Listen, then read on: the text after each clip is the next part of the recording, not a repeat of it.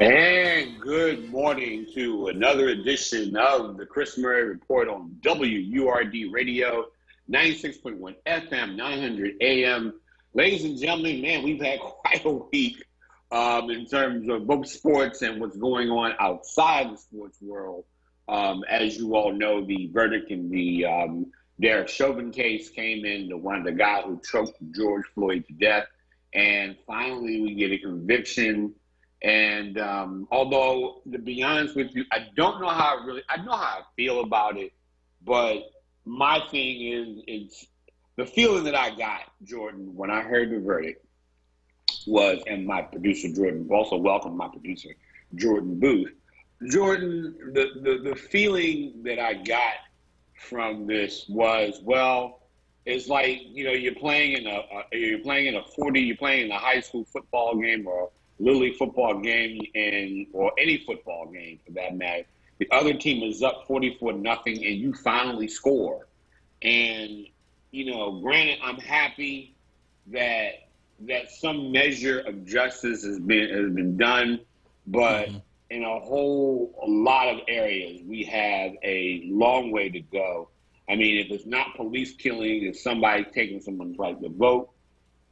And just a lot of things that, I don't know, that don't sit well with me right now.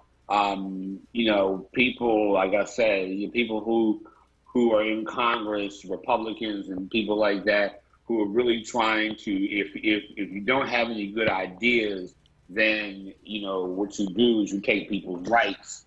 And, I found out there was, some place in Florida, somebody, they made a law that says it's okay to run over protesters.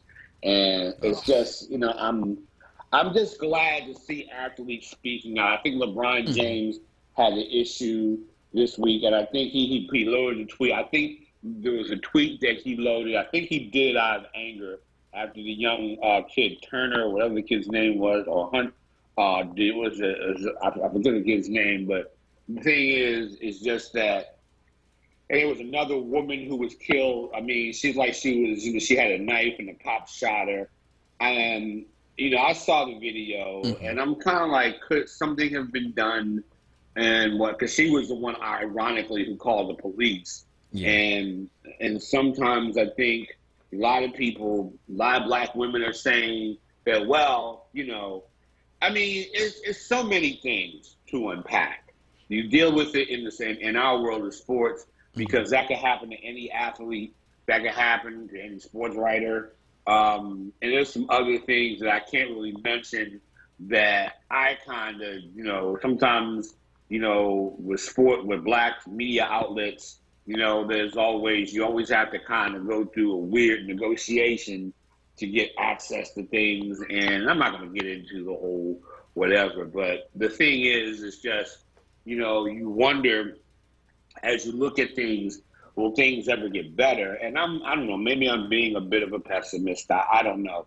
But today we're scheduled to have Michael Cord on today, and he should be on with us today. If not, I'm also looking to bring in John Mitchell today. Darryl Bell was supposed to be with us, but he had a family emergency, and I just want to express, my prayers are with him and his family right now. And so I want to say that today. But the thing is that when I look at everything that is happening in the world of sports today, I'm glad the athletes are speaking out.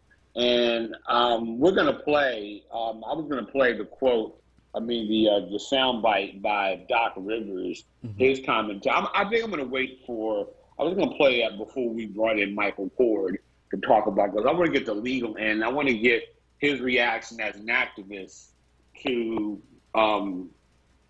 what's happened amongst the athletes and all that. Like I said, LeBron James put out a rather inflammatory tweet that he apologized for, and then he came back and just basically the anger of it all. Another kid was shot. The day that the verdict in the Chauvin case came out, another black kid was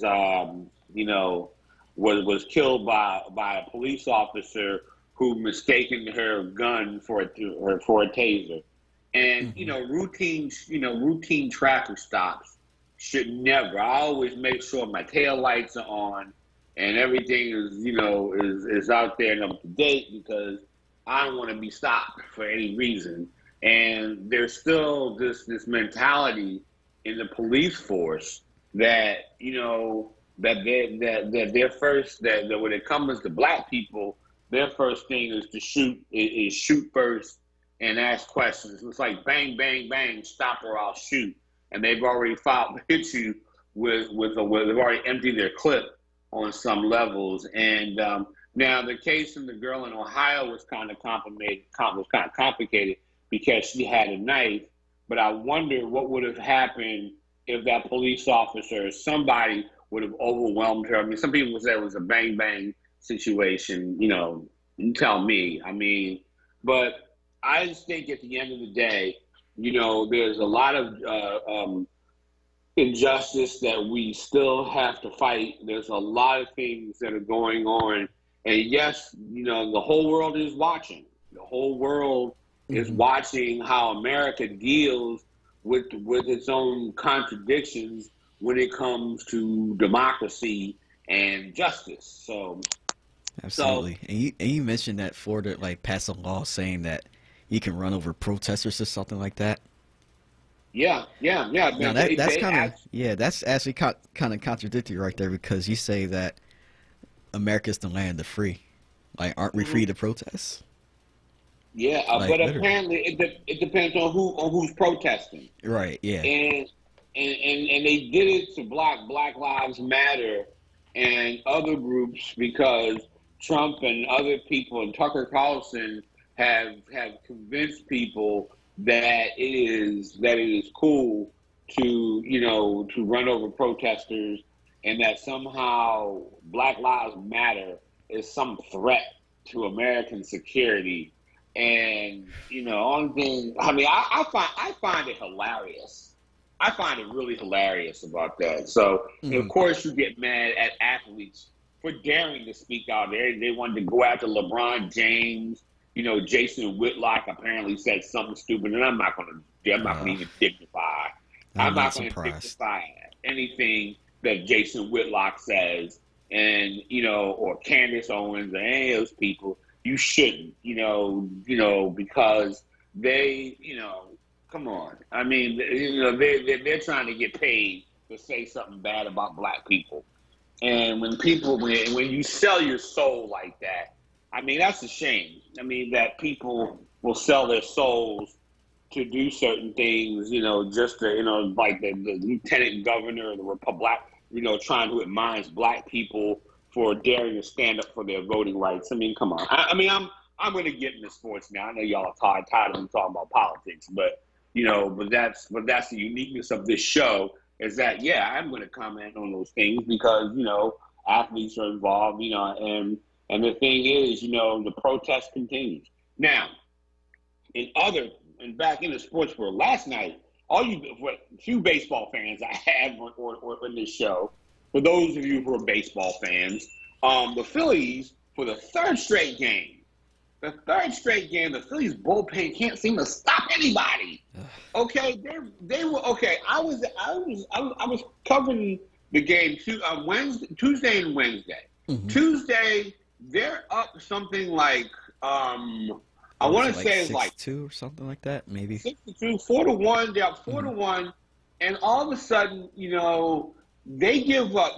And Tuesday's game, Connor Brogdon gave up not one, but two 3-run homers in one inning. Okay, and the Phillies lost like 10-7, and then the next night. The next afternoon, Phillies up 4-1 going into seventh. Bullpen now they're missing a couple of guys in the bullpen. They're missing two guys. They're missing Archie Bradley and Jose Alvarado, and they're missing two key guys in their bullpen. And so now Thursday, Bryce Harper bailed them out. Bryce Harper, man, has been playing his butt off. Mm-hmm. He's been playing his butt off. Right now, the big concern is that Andrew McCutchen is not hitting, and it's just not a good week for Philly sports anyway. Because I want to talk about some other things too. But and by the way, numbers are calling in 215-634-8065, 1-866-361-0900. Please call in today. Yeah, Ben, feel free to call in. We're gonna when we have guests on or not. Feel free. I like to get your points of view. Now, I got people on the phone waiting for me. I got Brother Joe from Germantown, so I'm gonna try to get through everybody. So, but the Phillies lost, and then the Phillies won that game. But the Phillies lost last night. Ramel Tapia hit a walk-off homer in the bottom of the ninth off of Hector Neris. The Phillies once again had a lead. We're up in the game, and next thing you know, Colorado Rockies come back on the road and win the game. And to top it all off, the Phillies went 0 for 10 with runners in scoring position on the offensive end. That's not good. And and like I say again, that is the one out of all the modern stats that I will ascribe to. Of all the saber, whatever. Moving runners in scoring position is very important. I think even in the game they won, I think they were 1 for something or 2 for something with runners in scoring position, and they were 0 for 8 the previous night earlier in this week. So you gotta win. Meanwhile, your Philadelphia 76ers, and I'll get to that in a minute. Man, they've been struggling. Ben Simmons is really important in that lineup. Mm-hmm. Ben Simmons is really, and I'm not talking about from a scoring perspective necessarily, but a lot of people he had to defend. The Sixers played some tough teams this week. They had to play against Steph Curry. Then they had to play against Chris Paul. And then the other night, Giannis Antetokounmpo. They got to come back and win tonight. We'll get to that in a minute. Let me get to my callers. We got Joe from Germantown. Joe, what's happening, man? Hey, Brother Chris and Brother Jordan. How y'all two beautiful brothers doing today? Man, I'm doing okay. I don't know about beautiful, man, because I just woke up. No, you're a beautiful brother, Chris. Inside and out, you and Brother Jordan. And Chris, I want to deal with this sports thing. I'm going to say that I'm put everything in context. As I always say, Chris, we can disagree without being disagreeable. And I can still say, Chris, I love you, brother. You may disagree and stuff. And we can still say, without saying, you're a handkerchief head or whatever you did. No, we just have a disagreement. And I say that, Chris, because you obviously have a different view about Gayle King. And I think it's just the comment we talked about her. I don't have no respect for the woman at all. But that's my own personal opinion. I don't wish the sister no ill will. I just don't hold in high regard. I just don't have the respect for her. Well, I say all to say this, Chris. I talked to your queen yesterday, Sister Denise, and we had a beautiful conversation yesterday when she was the guest on Tiffany Bacon's show, The Source. And I let them know I love her and everything. And we had a good conversation. I said, we just disagree about Bill Cosby. I said, I'll back Bill Cosby 100% unapologetically. I'm not going to join in with the white mob that want to demonize this. Bill Cosby's not a perfect person. He did too much for the black community for me to throw him away. And I know a brother, he helped out personally. He personally went in his pocket and helped his brother who was from the hood start his business and stuff like that. I'm not going to see white boys like Donald Trump and Matt Gaetz having sex with underage girls. Donald Trump been accused of rape. All this Matt Law, all these white boys, and get them accused of doing horrific things to white women. But you throw an 83-year-old blind black man in jail, you make him the sacrificial lamb. I'm just not going to be doing that. And I hope and pray Allah that Bill Cosby gets out of jail this year, and his conviction is overturned, which is a good chance it might be overturned by the Pennsylvania Supreme Court later on this year. So I'm hoping that things work out well. And that's why I always say free Bill Cosby, free Mumia Abu-Jamal. That's my beckoning call. That's my clarion call, and will remain so. But let me tie this into the other thing. We talk about George Floyd, Derek Chauvin, and everything. Chris, we have to be very careful because this is the narrative that white media, people like the Tucker Carlsons, the uncle, the uncle Jason Whitlock to the world, these coons, the Candace Owens, they ain't trying to go races just because this young girl had a knife. She was obviously having an episode. She was being picked on and stuff. So my point is that because she had a knife, don't pick her humanity. They try to pick the narrative, oh, she had a knife. So I automatically justify the white cop killing her. Oh, she had a knife. Well, damn it, let me tell you something, black man. Let me tell you something, black man. I have seen countless white men and white women, for that matter, had knives at the police, guns, tasers, up in Washington, D.C. on the Capitol insurrection, bear spray, and they de-escalate things. They talk them down. Their first instinct is not to kill them. Now, think about this, Chris. He's a trained white officer. Now, think about this, because you haven't been a rocket scientist to know this. You got a nightstick. You got an access to a nightstick.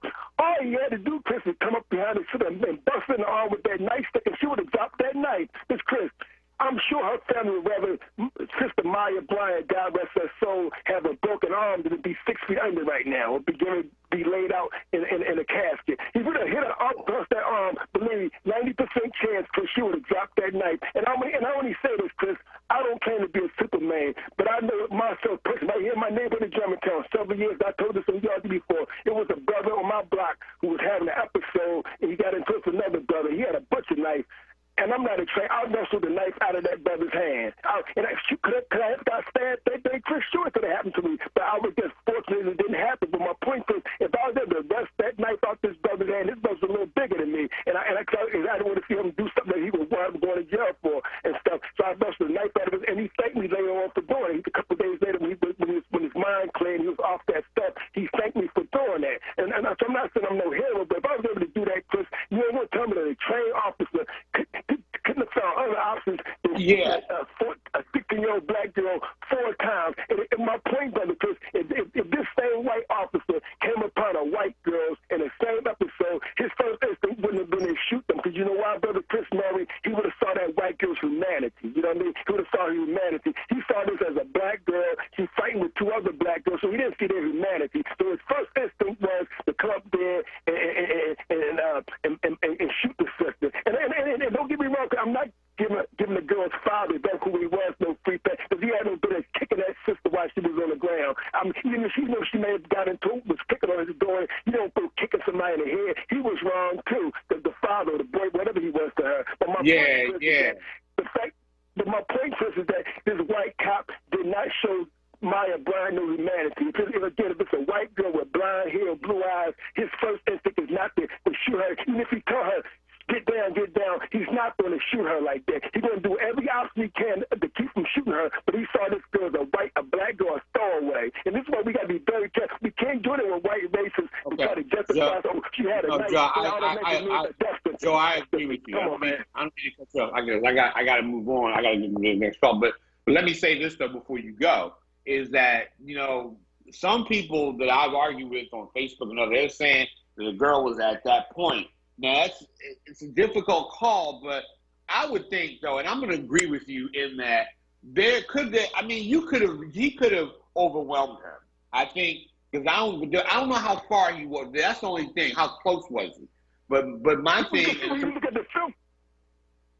Yeah, but some 4 or 5 feet from the girl. Chris is about 4 or 5 feet from Sister Maya. And so my point is, he would put out his taser, pepper spray, sprayed her, and got in her eyes, and could have blinded her, and he could have just grabbed the knife. It was other options for shooting her. Think about it, Chris. He shot this young sister 4 times at close range. Now, you mean to tell me you could have found other options than that, Chris? And they do that to our people all the time, Chris. I don't care whether it's the girl up in Minnesota, white cop in Minnesota, her taser for a gun. Chris, if you believe that, I got some land for a taser and the damn gun don't even look alike. It don't even feel alike. But you want to sit and tell me that you use that ruse, you yell taser, when you knew all along you was going to shoot this young brother. And the reason why she shot him, because she was upset because the brother didn't obey her command. He didn't get in the car like a detonator. Yeah. So that's why she's that's what she did. That's what she did, Chris.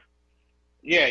Now that situation, but I do think that, and I got to move again, and I got to move on, but I do think that oftentimes the first thing, I've seen white people with knives, all kinds of weapons, and they get disarmed and they just shot this girl. Now, a lot of people will argue. A lot of black people argue with me on saying, well, if the girl would have been stabbed. But my thing is that I would say that sometimes when people in that situation, you can overpower somebody, and I think that cop was strong. I mean, there's some people who disagree that, because someone has overpowered this girl. I mean, John Mitchell and I talked about it on Facebook, and he's of the agreement that it was a split-second decision. So I don't know. All right, let's go to Prince from Schuylkill. Prince, what's happening? Hey man, how are you? Man, I'm doing okay. I made fresh squeezed orange juice this morning, man. And I didn't make a mess. You owe me big time because Ben Simmons is a bust. Because he's a defensive player. But he's been hurt. Wait, Chris. He's a defensive player, and they brought him on thinking that they can teach him to be an offensive player. And that never transpired. And you need him, not in those games, running over people like Kurt Rambis. You need him to drop 20 and 40 points and an average consistency of that. If you do not have that, you will not have that. And another point, I got out the swimming pool last night, and the lifeguard said, "Well, where's the mask?" I'm like, "Are you kidding? I'm at a swimming pool, And I'm just saying that the precedent with these masks is just ridiculous because there is no precedent. When to wear them, how to wear them, and in certain sports, certain activities, you can't really just throw a mask on when you get out of the pool because you need to breathe. It's almost like running. You can't just throw a mask on after you get through running a mile. So I think that there needs to be a better system. And how is it that basketball players can play basketball and be all in each other's face, and we're led to believe that they go home and they just sit in the house? Millionaires just go home and sit in the house after playing basketball. Yeah. And so I'm only asking for some kind of reasonable consistency because when you caught Kyrie Irving out there at his sister's event and he didn't have a mask on, you find him. But how many basketball I would agree with that are multimillionaires that are at events that you don't find? Like you pick on the ones you want to pick on, but you don't have a design description on how we do this mask thing. And once again, we're not even talking about the Eagles because I think you owe me lunch on that. But the Sixers is not going to get out the playoffs because you have the most dominant big man in the league, and you don't have a support system in his right-hand man that you're paying all this money with. And I think when you my last point, when you look at you see Shaquille O'Neal, and you had when he was in Orlando, you had Shaquille and you had Hardaway, right? They complement each other. You got this big guy, you got Ben Simmons, and they don't complement each other. And I'm like, hold on. I hang up, but I'm gonna hold on. I'm gonna listen to your retort. Allow me to retort. All right, but here's the deal. A couple of things. Ben Simmons is averaging 14.8 points a game. He is, at this point, but he's hurt. But I think Tobias Harris has played like an all-star. He was hurt. You had Seth Curry, who's been playing well. He's been shooting the ball. You got guys that can shoot, that can more than make up for, Simmons' lack of offensive prowess. Although Simmons, like I say, is averaging double figures in scoring, 14.8 points a game. He gets to the basket. But the problem is you're right in a sense that he's not a good jump shooter. But at the same time, I think that what is invaluable with Ben Simmons is defense. And in the playoffs, you got to play defense. I think the Sixers have an abundance of scorers.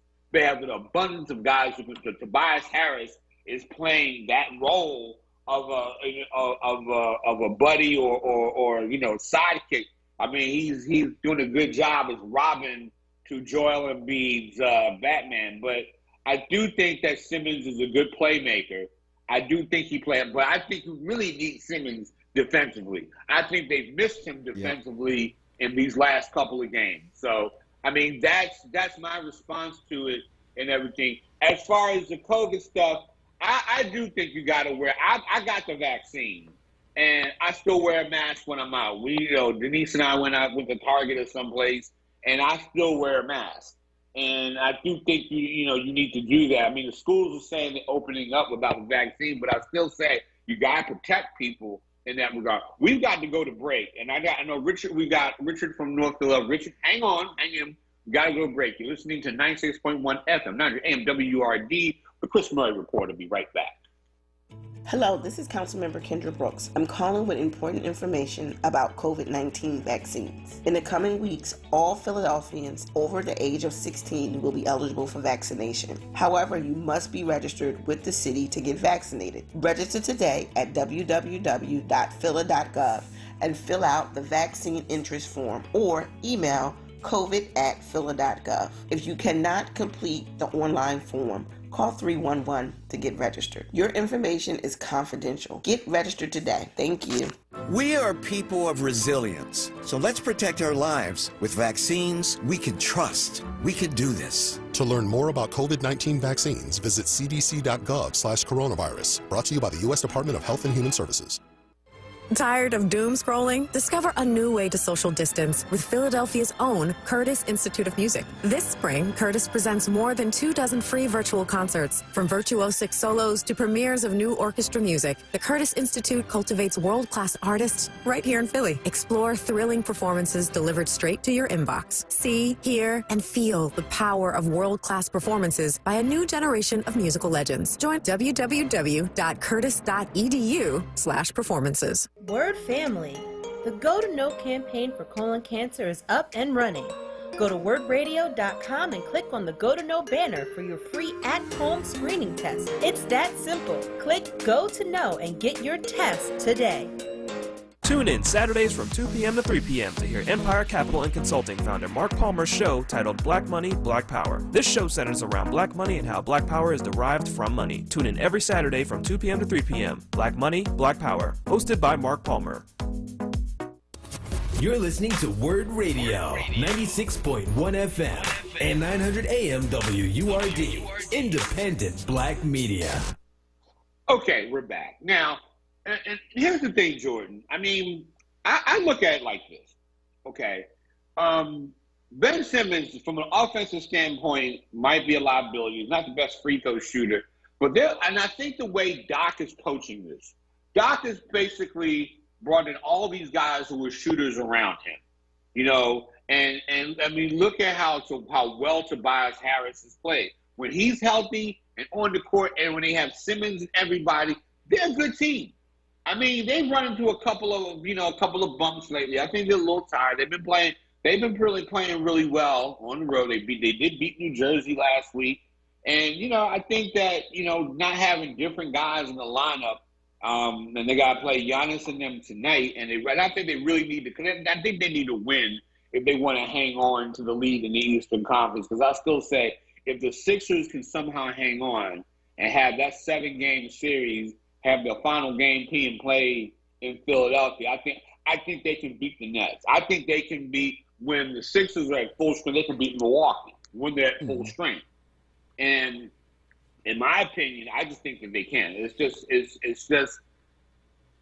a matter of, I think Doc is going to, I think basically Doc is going to be ready. I think Doc really emphasizes the defense. And I think if they can have Simmons' main thing has to play defense, get guys to, push it up when they need to push it up, and to really, I'm not looking for Simmons to score because you got other guys that can score for this team. That's my opinion. Okay. Richard from North Philadelphia. How you doing, man? How you doing, Chris? Man. Good afternoon. You and Jordan. Yeah. Yeah, well, I know it's tough. Last week you were talking about boxing, right? Now, last Saturday on Channel 29, they had a boxing match on. I don't know if you or Jordan saw. It was a welterweight bout between Tony Harrison and Brian Peralta. I don't know if you heard of those guys before, but I watched most of the fights except for the last round.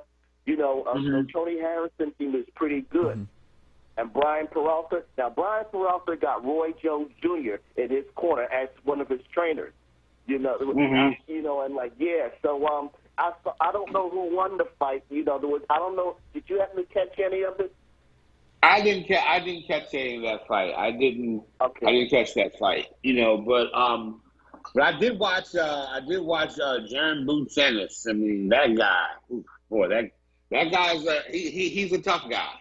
He's a fighter, but but we'll see if in the days ahead if he can be in that same echelon as guys like Terrence Crawford, Terrence Crawford and Errol Spence and all those guys, and Sean Porter, Keith Thurman. I mean, those that's the welterweight. The crowd, it's tough, man. Manny Pacquiao is still fighting. Pacquiao is still a threat, even at his age. So, it's just a lot. It's a whole lot. So, so, yeah. So, but that's one thing. Yeah, that's Go ahead. true. There's a heavyweight bout coming up on May 1st. Andy Ruiz versus Joe Areola. It's on pay-per-view on May the 1st, next Saturday. Yeah, Andy Ruiz. Yeah. He beat the kid out of England for the heavyweight championship. But I would like like I say again, right now the best one is Tyson Fury. He has to fight. Good Lord, I'm having my boxing thing is off today. But the thing is that I'm looking forward to seeing what the heavyweights are going to bring. I'm looking forward to it. I'm looking forward to that whole thing.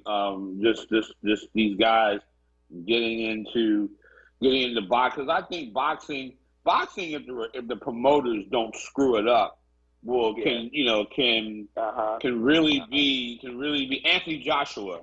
Yeah, I mean, if I like him, the next big fight is Fury versus Anthony Joshua, and they've got to make that fight. That fight has to happen. That fight just has to happen, and because I think the heavyweight needs. I think boxing, if the promoters don't screw it up, boxing we can bring boxing back to what it was in the when the 80s. Marvin Hagler, Ray Leonard, Tommy Hearns and Roberto Duran, all those guys. I think of guys like Milt McCoy, Hilmer Kinte, all those cats from that era. Julio Cesar Chavez, Hector Camacho. I love boxing when it's at that point of view. So hopefully the politics of boxing won't screw it up this time as it always does. So that's one thing. Okay, so got to move on to the next caller. So, like I say, as always, thanks for the call, man. All right, we got Daryl from North Philadelphia. Daryl? Chris, how's it going, buddy? Man, I'm going okay. Okay. Listen, so my first comment is I agree with you about the Sixers. I think that the sooner they get the starting five on the floor and they really get that, make up their mind how they want to play. Ben knows what he has to do. I think everybody else around, from an offensive standpoint, he really has to facilitate that ball and get those shooters in the right spot. And if they shooting like they should, Joel's going to dominate, and I don't think we'll have any problem making it to the finals. The second comment was in terms of the young lady and that's unfortunate, man, that whole incident. I think what I tried to do, Chris, was if I had to view the situation right as at least the video that I saw was, it started where she was about to stab the other young lady. And right. Who else did that? But I'm saying that's the point that the officer pulls up. He arrived, and so you go, okay, so what decision do you make at that point? I think if that's my daughter that's about to be stabbed, I'm kind of wanting that officer to do something. Now, she shot 4 times, I don't know, all of that, all the other things around the man, there's all that question. But I think I haven't heard, really what that young lady's perspective that was about to be stabbed, what she said, how did she, what did she offer to the situation. But I think more importantly, that these incidents are really kind of pointing to that need for us to be able to have a better response to mental disability in our community, man. And that because I understand that there was something that there was an aspect of that was involved in this, that prompted the call. And we always say we're going to call the police to get involved in these situations. I really don't have the confidence that they can act properly, and that's why these situations happen when we're talking about dealing with those mental cases in our community. So we need to figure out a better way to do that. Right. I think that's the nuance that you bring to that, because I see, believe it or not, I'm not trying to speak out of both sides, but I see all sides of this, believe it or not. Yeah. Am I being disingenuous when I say that? I mean, I see all sides of that. If that had been, a relative of mine, but at the same time, as an officer, I'm thinking now, like I said, it was a bank. Pardon the pun, but it was a tough situation. And you're right, it does speak, because I think the girl who called the police was the one holding the knife, from what I understand. And and so it's a situation where sometimes when you've been used, and I can tell you on some degree, a lot of times when you've been bullied and whatnot, you take desperate measures like that. I mean, when you've been bullied, I agree with that, but I guess the question is, is it reasonable to expect the officer to know that he was the one that made the call? And that kind of circumstance, you know what I'm saying? I think that ultimately, again, her response to thinking, well, let me call the police because I'm about to hurt somebody based on being bullied. And unfortunately, that time between the call that is made and when she decides, oh, that's enough, I'm going to do this. I think there's that space of time that we need to really kind of focus and try to figure out how to be better. And I think if we put the officer in there and he sees what's happening, this person's about to do this, his job was to stop that. Now, and that's the judgment that we're asking them to have in these cases, And that's the thing that, because that situation was so messed up on a whole variety of levels that, you can't apply the standards of right, wrong. I mean, family situation. This young girl who was killed had been in the foster home situation. And a lot of people know, a lot of times children are abused in those situations. And it's sad that, we do have a mental health crisis in our Black communities. I mean, we have, and it's not just in poor communities, it's in middle-class communities, it's in a lot of people who have money in our communities, because I think Black people, between racism and trying to make it through racism and trying to, even in the world of sports, you hear Kyrie Irving and some of these people, a lot of people trying to navigate this universe of, you have everything, you supposedly have everything, but yet if the soul and the heart and the mind aren't at accord with one another, money and all those things don't mean anything. Millions of dollars, notwithstanding, they don't mean anything. And a lot of times people do react violently in certain situations, and people do react, and we have to deal with this whole thing. But see, what I worry about, what's happening in society, I look at sport, I look at society, is that it seems, and I was reading the Port Huron statement that was put out by Tom Hayden years ago, the Students for Democratic Society.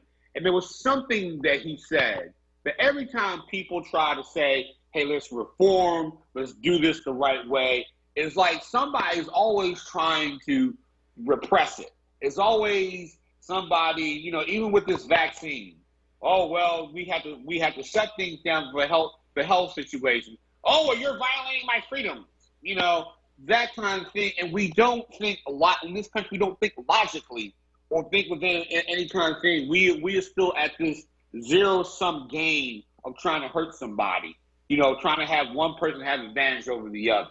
I know I kind of went all over the place with that, but that's how we are in American society. We're trying to take away voting rights. We're just trying to mess over people because you don't like the color of their skin or they speak with an accent or something like that. And I think that I'm glad to see athletes speaking out about it. I'm glad to see everybody talking about it. But I think that you hit upon something that was absolutely right, that mental health is a thing in our community that we really must deal with. Conflict resolution, our kids are fighting and all that. My good man Maurice from Southwest Philly will suggest, and probably rightly so, that our young people need an outlet to deal with that. I don't mind having boxing, because at least in boxing and martial arts, it teaches you the art. Yes, you can learn how to fight, but it teaches you also not to fight, to have the strength and not to fight. You know, I think I just wanted. I know you got a lot of calls in there and stuff to do, Chris. That really is my honed in on my major point that I really wanted to ask you about, to speak on, is this thing that Steph Curry is doing with the golf.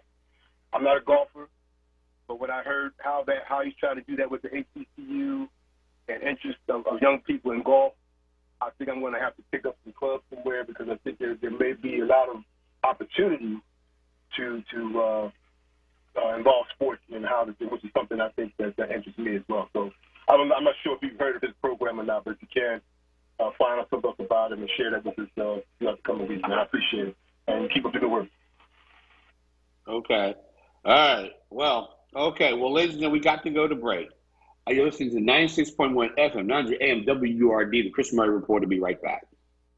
Hey, everyone. It's Michelle Obama, and I wanted to let you know that Barack and I couldn't be more thrilled that we got our COVID-19 vaccine. This is a deadly disease, and we know the vaccine will protect us from getting really sick. It's how we'll start getting back to seeing friends and family and doing all those things we love again. So I hope you'll join me, Barack, and millions of others around the country and get your vaccine as soon as it's available to you. It's safe, it's free, and it could save your life or the life of someone you love. To learn more, just go to cdc.gov/coronavirus. I know it's been a long, hard year, but we can beat back this pandemic. With your help, we can do this. Paid for by the U.S. Department of Health and Human Services. Barbers on Broad. We know grooming is important. Let us show you why. Our barbers have over a decade of experience providing quality services in a professional manner. We specialize in all the classic styles and cuts while delivering the sharpest finishes. Located at 1220 North Broad Street, Suite 3, best in town, best on Broad, Barbers on Broad. Mention this ad to save 10% on your next service. This ad is brought to you by the North Broad Renaissance and Truist Foundation. Enterprise Exterminators, located at 4943 Wayne Avenue, has been in business since 1976 and can eliminate whatever pest problems you have. Enterprise specializes in bed bugs, lanternflies, and termites. Call for your free termite inspection today. Do-it-yourself kits are available. Enterprise Exterminators, servicing Philadelphia, Delaware, and New Jersey. Call now, 215-849-7070. Ask us about the WURD and senior discounts. The Philadelphia Flyers are partnering with the Black Doctors COVID-19 Consortium to help end the COVID-19 pandemic. The city of Philadelphia is in this together. So protect yourself, protect others, and get vaccinated. Philadelphia can win this one. Take your shot. Visit PhiladelphiaFlyers.com for more information. You're listening to WURD Radio, 96.1 FM and 900 AM WURD, independent black media. Okay, we are back. Now, I went on our Facebook page, and somebody by the name of Joseph Simmons basically said, Chris, WURD Radio is missing a great opportunity. Camden High has the #1 high school basketball player in the nation. DJ Wagner, who is the grandson of Milt Wagner, who played with Louisville and was on that team that won a national championship back in 1986. The team that had Never Nervous Purvis Ellison, and Denny Crum was the head coach. They're saying that DJ Wagner is the #1 player. And I'm going to tell you something. One of the things, and I think Jordan, we ought to do this. I think we haven't been doing this because we need to get more of the high schoolers, the coaches, to call into our shows to talk about their players. And if you've got players out there, if you got great players out there, you think that we need to know about them, I'll bring them onto this show and we'll interview them and all that. I'm trying to get people, like I said, I'm still working on Boots Ennis to come on. I'm trying to get our local guys who are homegrown from the community to get on the show as well. As much as I'd like to talk about national issues, and I do, and the Sixers and all that, I think that I will try to make her conservative. You got a good, a good girls basketball player or a good girls coach or somebody, I like to kind of talk a lot to those people here in this community, and people who are doing things, who are playing sports and doing things in the community. I like to shift my focus back to that as well. If you have different sports programs that you want us to know about and things of that nature, I am more than willing to talk to people and entertain that, because I like the social justice aspect that we do on the show. I like to talk about things in the community as well, and things that, if there's any initiatives out there that helps, that they use the sports and education that everybody's doing that we don't know about and everything, please, leave your information with my producer, and definitely talk to us about those things and into the show, because I'll put them on the air here. You know me, I love going into the community, and in terms of my physical location, we're gradually trying to get ourselves back. I'm now physically I live in Wilmington, Delaware now, so it takes about 20 minutes and I am vaccinated, so there will be a possibility. I could be back. I mean, depending on what the station says, I love to be back in the studio. I love to be back in the studio and all that, although I'm going to stay away from places to get hoagies and stuff like that, because I'm trying to stay on the diet and all that. But from that standpoint, ladies and gentlemen, you want to talk about some of the things that are going on high school sports wise, some people we don't know about and all that, some people who've gotten scholarships, love to feature them on the show. So we would do that now. And 215-634-8065, 1-866-361-0900, calling outside of Philadelphia. I want to talk about a lot of things. We're going to be having at the 12 o'clock hour, we're scheduled to bring on Michael Cord, although I got in contact with Michael today. I mean, he may be a little busy with some things, and so we may be delayed and all that. So I'm also going to be talking to John Mitchell near the end of the show at 12:30 to make sense of everything Sixers-wise. Another thing, Jordan, we haven't talked about. Mm-hmm. Earlier this week, the Philadelphia Eagles had a press conference with the new coach, Nick Sirianni, and Howie Roseman. And, man, Howie Roseman is starting to develop a really, really horrific reputation, because they would not name Jalen Hurts as their starter. You draft a guy, mm-hmm. Presumably he's going to be, because you, as an insurance policy, because you didn't think Carson Wentz was going to stay healthy, right? And then you don't utilize him right. Then he's in the game where he wants to show, he wants to prove himself. And yet you don't use him, and now you don't want to name the guy starting quarterback? Exactly, and he put in the work right now, this off season. So it's like, come on now. As the guy with the type of mindset that he got, he deserves to start. Yeah, I mean, considering the knucklehead you had in Carson Wentz, you would think that somehow Hurts is manna from heaven. Mm-hmm. I mean, and the thing is, I always say this, and this is something that in sports and really in life, it's like, some people can go to, like, for example, in the real world, you can go to a high school or a college and be the worst student in the world, and then next you go to another place and you become a daggone A student, and you can kind of or go to a work environment where one job will consider you the worst SOB in the world. Mm-hmm. And then you go to another job and you succeed. And there is something to be said about what happens with quarterbacks in the league. We talk about black quarterbacks, right? We talk about the idea that, do they get enough support? Do they get the wide receivers? I mean, Deshaun Watson, his other legal problems notwithstanding, is having an issue with this organization because they, did not surround him with weapons, and they traded the one weapon he really had. And the thing is, I look at how when Carson Wentz started, they made sure he had guys around him. Jay Ajayi, the wide receivers, when Alshon Jeffrey, before he got busted up a little bit, they made sure Torrey Smith, they made sure he had guys around him that were going to help him win. Now they're telling him, well, we're not going to give you the job. This guy is working his butt off. He's not Dwayne Haskins. He's not going out to strip clubs with no mask and doing irresponsible things. This is a guy who's working his butt off.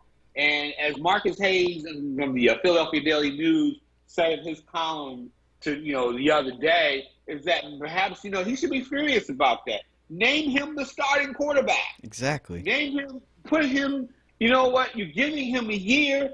And the thing is, I think if I don't know this situation, and I probably don't, but it appears from the outside looking in that they're setting this guy up to fail.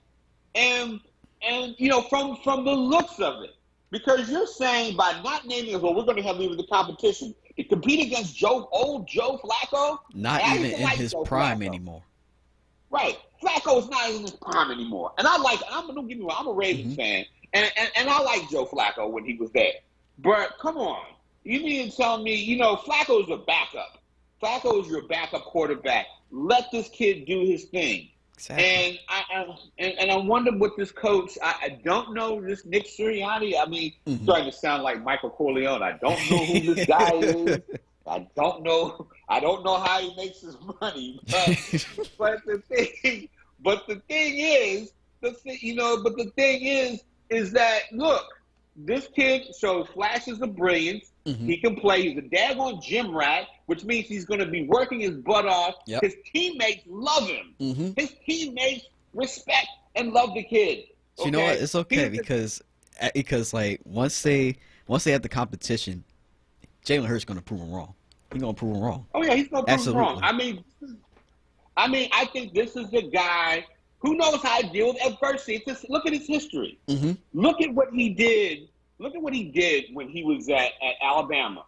Okay, he won a national championship as a freshman. He 16 touchdown passes, 7 interceptions. Okay, he struggled. He wasn't good in the passing game at that part of his career. He's a freshman. Here's the thing that often bothers me about sports pundits and people who look at these things in the game these days is that, one of the problems is we want these kids coming out of college to be franchise quarterbacks off the top. Yes. Some guys are a little bit more development than others. Some guys need to work at their game a little bit more. And it all depends on what system you go to, who your coach is, because I'm going to talk about another guy that everybody kind of considers a bust, and for whatever reason, Vince Young.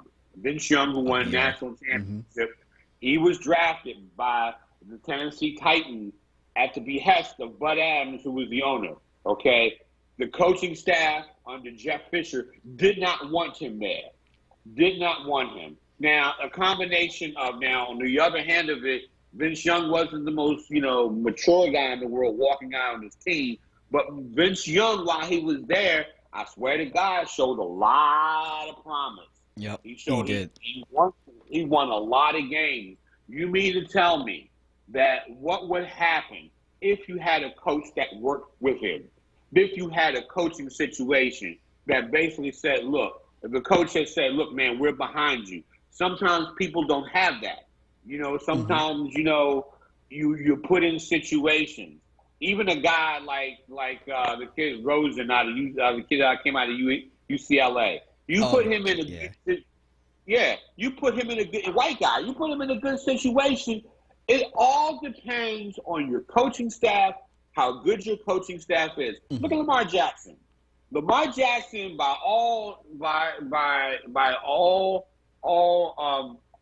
reports, whatever, needed maybe 3 or 4 years to work on his game. Might have been a good backup, okay?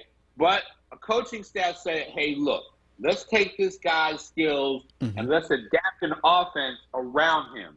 And let's use his athleticism. Yes, let's use what he has and try to maximize it. and the Absolutely. Ravens have. Mm-hmm. And they have, and you got to do that with any kind of talent. I mean, but in this, like I say, we sometimes look at things in a zero-sum game, or well, he's got to adapt to our system and all this other stuff. And you know, I feel, and I just feel like this, you know, I always felt that when you should, like, when say what you want about Andy Reid when he coached. I mean, Don McNabb wasn't perfect, although I think Don McNabb won enough games to be the greatest quarterback in the history of the franchise. The only thing he didn't do was win a Super Bowl. But Andy Reid did a good job working with Donovan. Donovan, for all the people who, well, I know a lot of people in this town hate Donovan. But I think, you know, and I'm saying this because I'm not a native Philadelphian. I'm trying to be as objective as possible. I think he did a darn good job here. I think he's borderline Hall of Fame. I think out of all the quarterbacks of that era, he didn't win. He wasn't in the Super Bowl realm, but then again, there were a lot of other factors involved. But he still did the best with what he had. A lot of people will disagree with me. I mean, well, there's a couple of former hosts of this show will probably disagree with me. That's fine. WIP and 96, the fanatic, that crowd will, you know, whatever. You know, I'm never afraid to take an unpopular position. But I do know that when you get quarterbacks, you got to develop them. I mean, and if you don't want the guy, like, for example, let's take a look at Haskins. Haskins was put in a very, I mean, Washington was the worst place he could have gone. You know, okay, so I got to go to break. But I'm just saying, when I come back, but that was the worst place that he could have gone because the coaches did not want to work with him. And he didn't help himself either. I mean, all these things, it's not all, you know, black one way, there's some shades of gray. But what would have happened if they would have got with him and said, look, man, we got your back. We're going to let you develop. I'm telling you, there might have been a difference there. You're listening to 96.1 FM, 90 AM, WURD, the Chris Murray Report. Will be right back. Recovery starts with a call. Pennsylvania's Substance Use Disorder Hotline is staffed by real people who are trained to help. They're here 24 hours a day, 7 days a week. They'll get you or your loved one into treatment regardless of your access to insurance. If you or someone you know is suffering from addiction, call 1-800-662-HELP. Recovery starts with a call. Paid for with Pennsylvania taxpayer dollars. We are people of resilience, so let's protect our lives with vaccines we can trust. We can do this. To learn more about COVID-19 vaccines, visit cdc.gov/coronavirus. Brought to you by the U.S. Department of Health and Human Services. Sankofa Freedom Academy Charter School is an African-centered public freedom school now accepting student enrollment from kindergarten through 12th grade. Visit www.sfacs.us and click the Intent to Enroll button to complete the form for the 2021-22 school year. For more information, call 215-288-2001. The Pennsylvania Horticultural Society supports WURD and presents the 2021 Philadelphia Flower Show, Habitat Nature's Masterpiece, June 5th to 13th. Now blooming outdoors for the first time ever at FDR Park in South Philadelphia. Tickets and details available at phsonline.org. Small business owners are navigating an evolving small business landscape brought on by coronavirus. However, their resilience is reflected in Bank of America's 2020 Small Business Owner Report, a nationwide survey on 1,000 small business owners, which found that nearly 1/4 of small business owners took steps in 2020 to retool their offerings and/or leverage their resources to support relief efforts in their communities. While many saw an impact in their bottom line last year, small business owners anticipate a strong post-pandemic environment, and 79% believe small businesses will return to be the backbone of the U.S. economy. Inspired by the small business owners facing unprecedented challenges, Bank of America continues their commitment to help small business owners in Philadelphia with the necessary resources to sustain and grow. For more information, visit bankofamerica.com.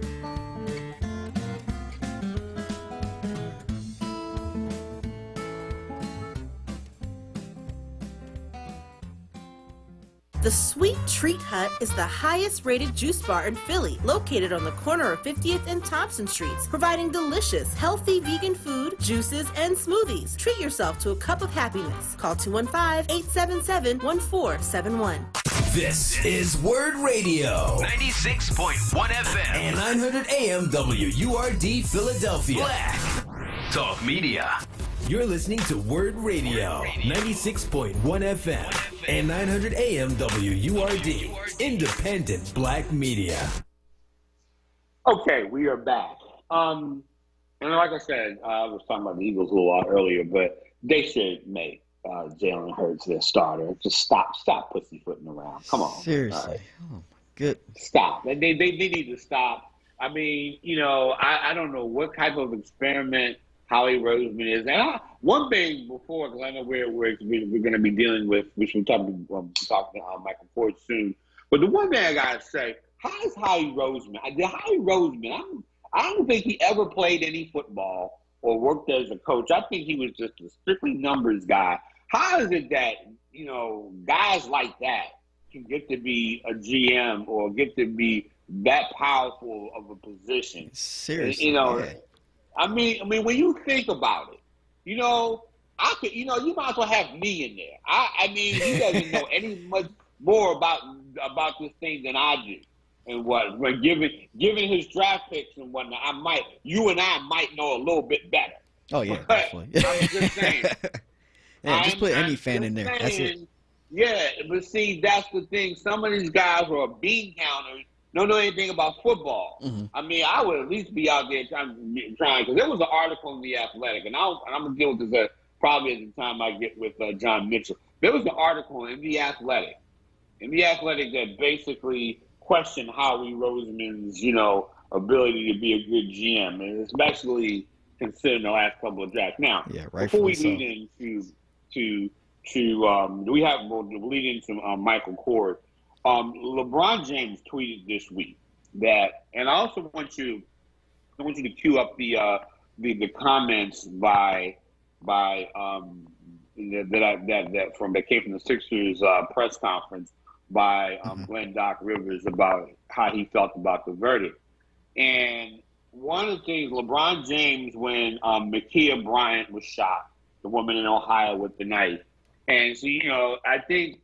After he was shot, he put out an angry tweet that said, you're next and everything, accountability. Of course, the Republican-run television station talked about, you're going to go after committing violence against the cops. LeBron James made that tweet out of anger and frustration, and it's never okay for black people to ever be frustrated or angry about the stuff we got to go through on a regular basis. And so I use the old Parliament saying, if you have to dance through what we have to live through, you can dance underwater and not get wet. I don't know what that really means, but I thought it would be an appropriate thing to say about the hoops that black people really have to go through in this country. And he took the tweet down, was a man, and said, hey, look, I apologize. I was angry, but we all share that frustration, is that, these people are going to continue to kill us. And they're killing us in a whole lot of ways. Not only with the cops, they're trying to stop us from voting in Georgia and all over the country. They got law in Florida to run black people over. I mean to run black protesters over, basically. And it's just, come on, man. And there's a part in this country that you're not living up to your ideals of democracy. You're not living up to it. You say, this congressman in Ohio, Jordan, we stand for freedom. No, you don't. You don't fight for my freedom here in this country. You don't fight for my freedom or the fact that, you don't fight for people who are really being denied justice. Okay. So I want to hear before we get into Mike, we can bring, hopefully Mike is with us. Before we bring in Michael Kort, let's go into play the soundbite from Doc Rivers. The fact that we are celebrating or celebrated a man who committed murder, that he was going to jail, you know, I thought about that last night, and I'm not so sure if we've come a long way or if we have a long way to go. You know, you can think of that either way. But the right thing happened, obviously. And so I was excited about that. You know, blacks have been dehumanized for a long time. And to see a man go to jail for killing a black man should not be significant. But it is, Mark. And so I guess in that way, you know, we're coming a long way, but we still have a long way to go. And that's where we are. So is Michael Hort ready for us, Jordan? Yeah, he should be. Okay. All right. So I gotta ask Michael Hort. You know, I want to ask him. I want to start with LeBron James's the tweet that he did, and I was wondering, you know, I guess is it okay?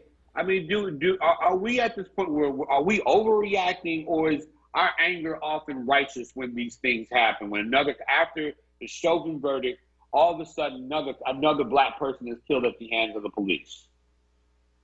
You know, first of all, thank you very much for having me on your show. You might hear some noise in the background. I had a prison visit this morning, so I'm sitting in the parking lot of the jail, and there might be noise around. If there is, I apologize. But again, thank you for having me on the show. And in regard to LeBron, LeBron did two things right in this instance regarding the girl who had the knife. He did the right thing by tweeting what he did, and he did the right thing by deleting the tweet. People be like, Mike, how can you say that? Isn't that a contradiction? No, it's not. Because here in America, if a white cop kills a black girl, you should assume, in fact, you should presume that it's murder because of the history of race and racism in America. So if all you know is that a white cop shot and killed a black girl, and on top of that find out that the black girl did not have a gun, you should assume, you should presume that the white cop murdered the black girl. In this case, it's a gray area because even though I did not want to watch the video, because for me it's almost become murder porn in terms of what white people do to black people. So I'm just getting so sick. When I say sick, I don't mean sick like throwing up. I mean sick like depressed from constantly seeing it. But because I'm on the radio and because I write a newspaper column, I got to know what I'm talking about. So I forced myself to watch it. And I'm never, ever, ever going to justify a white cop killing a black person, because if all things had been equal, if it had been that white cop and a white girl with a knife, he would not have shot her. Now, I understand what the attorneys for the cop are going to argue. They're going to say, well, it was a situation where somebody had a knife and appeared to be about to stab somebody else in a vital area. So we didn't have time to think. We saw somebody with a knife. We saw them aiming a knife towards somebody's chest, and we had to stop it. But again, that cop would not have done that had it been a white girl with a knife. So getting back to your question, Chris, LeBron did the right thing, because James Baldwin said a very long time ago, to be black and conscious in America is to be in a constant state of rage. So LeBron should have been enraged because of the history of race in America, from slavery to Jim Crow to convict leasing to sharecropping to voter disenfranchisement to mass incarceration to mandatory sentencing to police brutality. If any black person is not angry, it's something wrong. So yes, LeBron did the right thing by presuming that the cop did something wrong. Now that we're beginning to see it, there might be a gray area there, which is why LeBron took it down and should have. But LeBron is following in the footsteps of Kaepernick, in the footsteps of Kareem Abdul-Jabbar, Muhammad Ali, Arthur Ashe, Jim Brown before Jim Brown went crazy. So, yes, LeBron's doing the right thing. Yeah, and see, that's the thing. I mean, because I'm angry. Now, I'm angry about that situation because I happen to believe that Could the I don't. You're right. It's a gray area.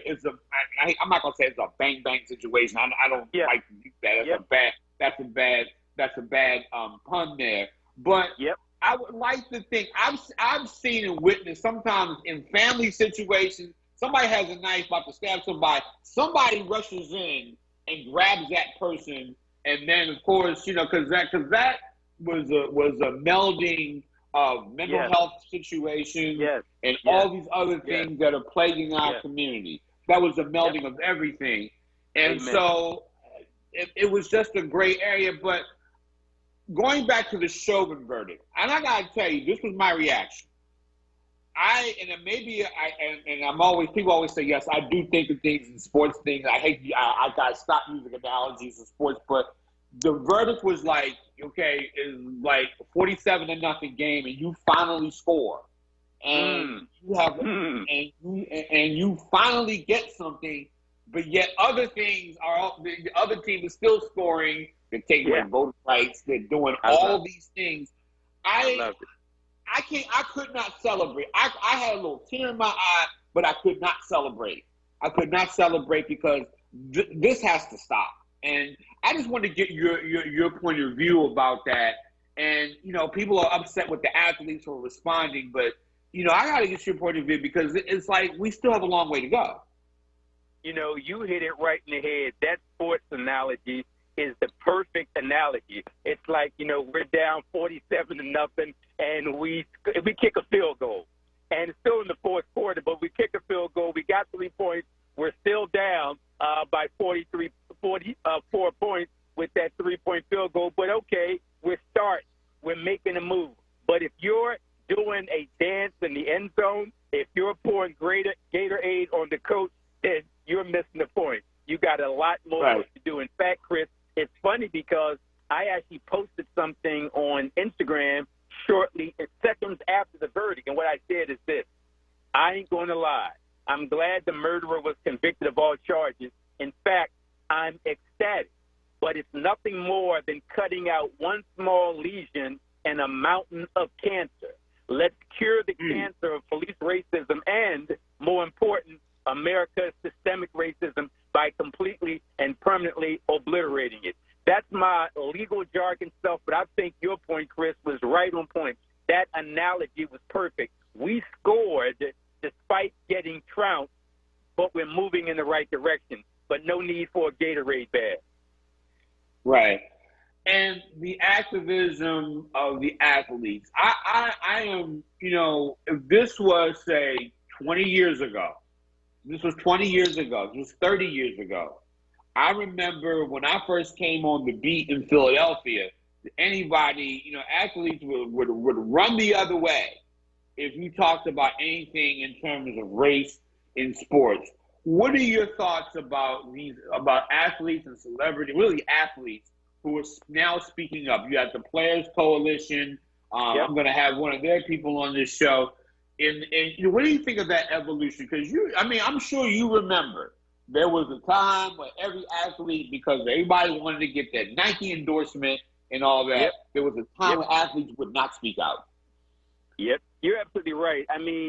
Charles Barkley was wrong in 1993 when he said, I am not your role model. He was wrong then, and he's wrong now. Now, a role model doesn't have to volunteer or sign up to be a role model. A role model is a role model because people look up to him or her as a role model. So it's not like Charles Barkley can say, hey, I never told your son, your grandson, your niece, your nephew that I was the role model. No, but as a kid, you loved pro sports, which means that other kids love pro sports. Every kid wants to be an athlete. Every kid wants to be a pro athlete for the fame and fortune. So once you get that status, you have become a role model. And if you're black, you really have an obligation, because there were times when black people couldn't play in the NBA, when black people couldn't play in Major League Baseball, when black people couldn't play in the NFL. And there were people,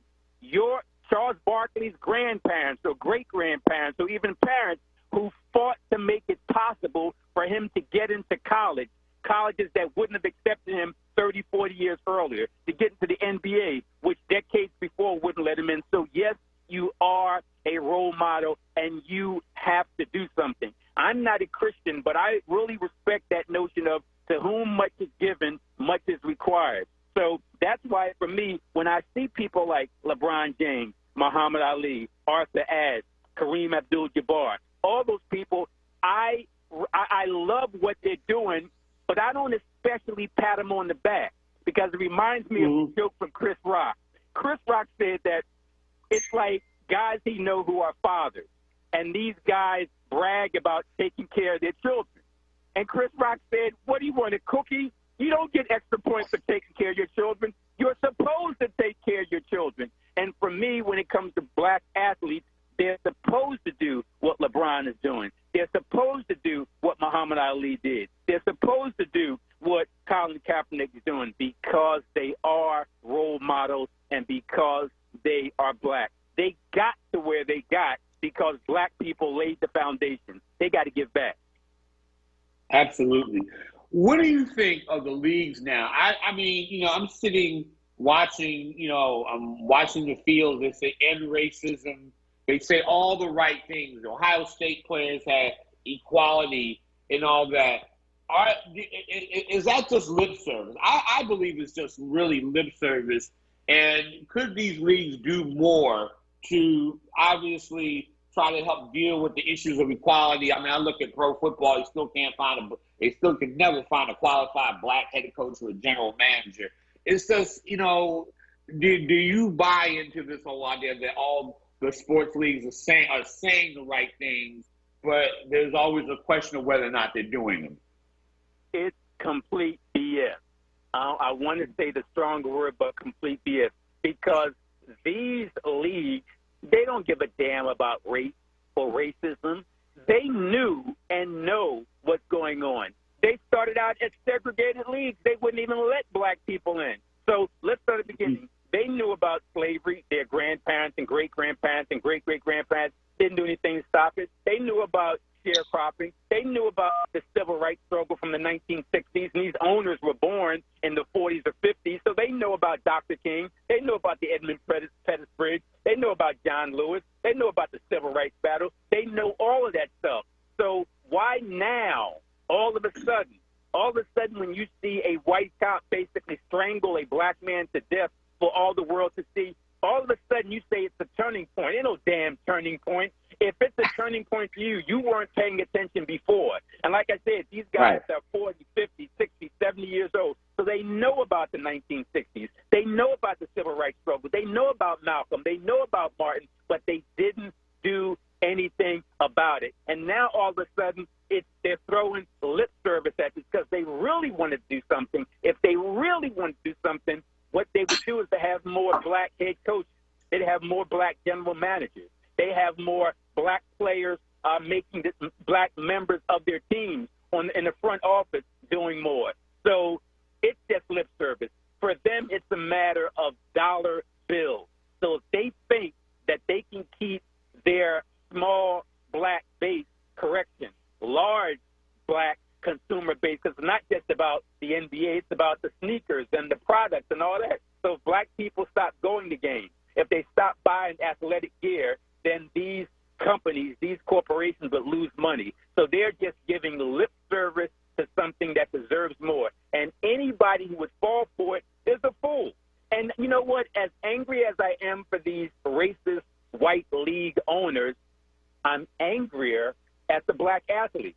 Now, if this was, again, in the 50s or 60s or 70s, I'd say, okay, I can understand why a black guy wouldn't speak up because it's not enough of us in the league and he won't get any support because black people really don't have the money to cause a dent in the league's profit. But this is 2021. Black players run the NBA. Black players are an integral force in the NFL. Not a really big deal in Major League, but still we got some big names. My point is, if the black athletes said, hold it, we're not playing tomorrow. We're not playing tomorrow. We're not playing next week. We're not playing next month until you do something substantive. Like, for example, hiring more black general managers, hiring more black people in the front office, and refusing to play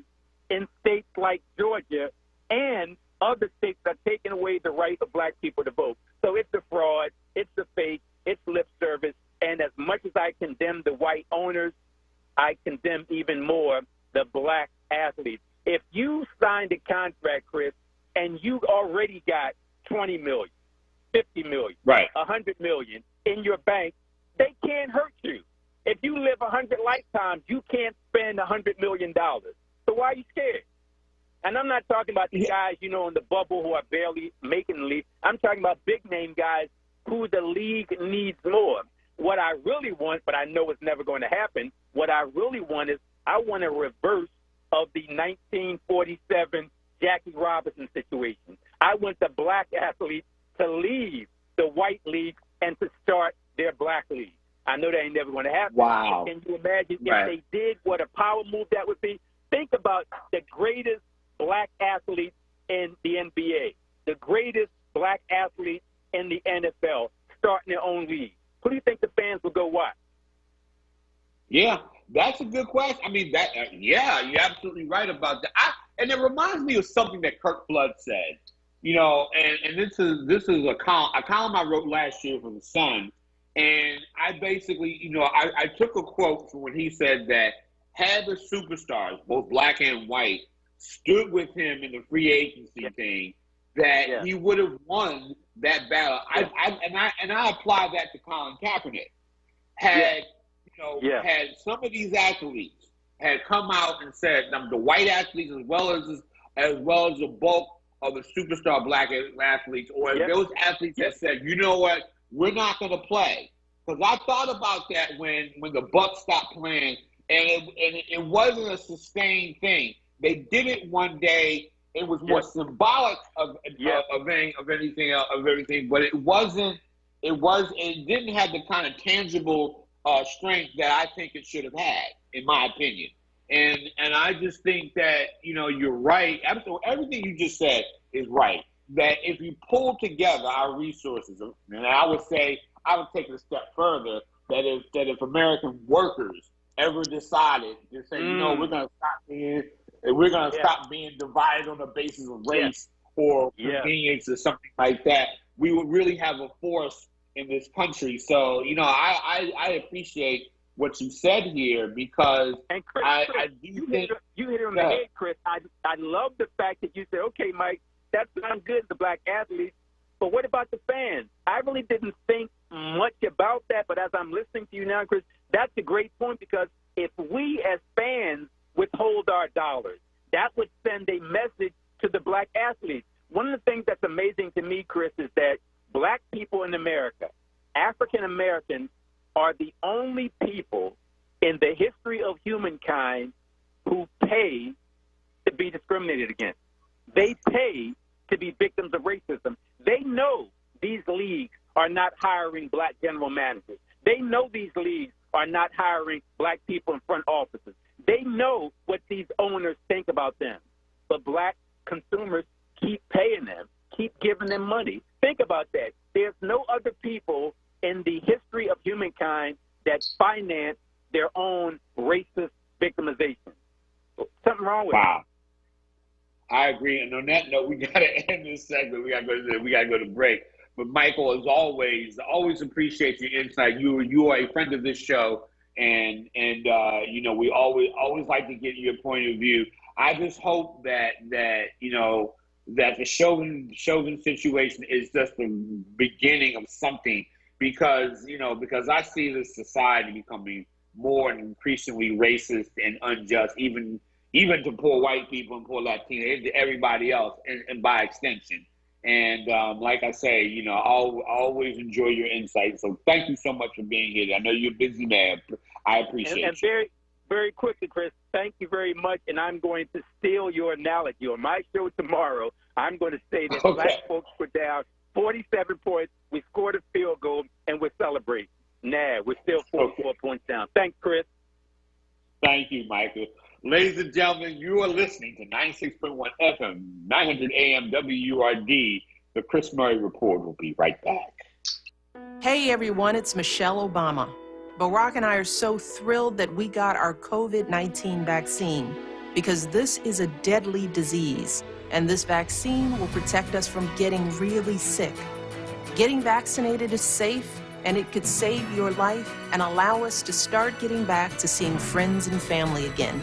We can do this. To learn more, go to cdc.gov/coronavirus. Paid for by the U.S. Department of Health and Human Services. The Mattress Man is a second-generation family-owned mattress specialist business since 1988. Open 7 days a week, located at 7421 Stenton Avenue. The Mattress Man discounts Serta, memory foam, orthopedic, and ComfortTech mattresses every day.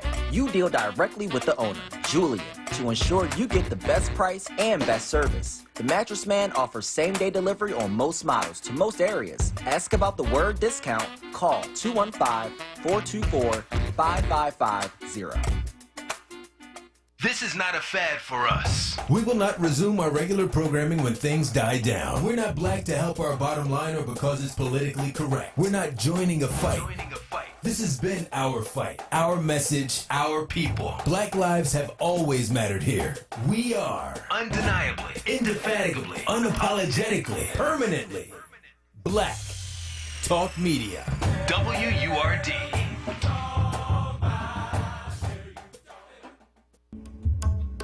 Tune in this Saturday at 3 p.m. for the Friends of Farrakhan show, understanding the ultimate truth of the knowledge of self and the knowledge of God. Parents, teachers, guardians, 100 Black Men of Philadelphia offers a free mentoring program for boys in 1st through 12th grades every 1st and 3rd Saturday. Students will engage in age-appropriate youth development, career exploration, critical thinking, and leadership activities. Students can earn monthly stipends for participation and are eligible for electronic gift cards, prizes, and scholarship. Register today at www.100blackmenphilly.org or call 267-258-2900. Tune in Saturdays from 2 p.m. to 3 p.m. to hear Empire Capital and Consulting founder Mark Palmer's show titled Black Money, Black Power. This show centers around black money and how black power is derived from money. Tune in every Saturday from 2 p.m. to 3 p.m. Black Money, Black Power. Hosted by Mark Palmer. You're listening to WURD Radio, 96.1 FM and 900 AM WURD, independent black media. Okay, we are back. You know something, Jordan? I should end my show today with "Hear You Talking About" by.